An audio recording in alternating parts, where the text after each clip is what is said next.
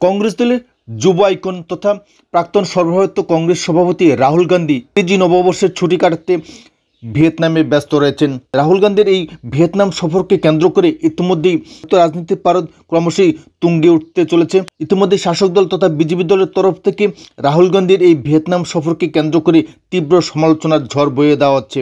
এখানে উল্লেখ করা প্রয়োজন যে কংগ্রেস দলের বরিষ্ঠ নেতা তথা প্রাক্তন প্রধানমন্ত্রী মনমোহন সিংয়ের মৃত্যুতে দেশে যখন গভীর শোকের লহর চলছে, ঠিক সেই মুহূর্তে রাহুল গান্ধী ডক্টর মনমোহন সিংয়ের প্রতি কোনো ধরনের শ্রদ্ধা জ্ঞাপন না করেই ভিয়েতনাম সফরে ব্যস্ত রয়েছেন নববর্ষে আনন্দ উপভোগ করতে।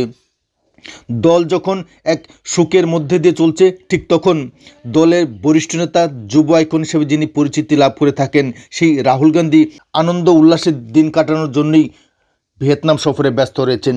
এই ঘটনার ফলে কংগ্রেস কর্মীরা যেমন ক্ষুব্ধ, ঠিক তেমনিভাবে বিজেপি দলও একের পর এক সার্জিক্যাল স্ট্রাইক এনে চলছে কংগ্রেস দলের প্রতি।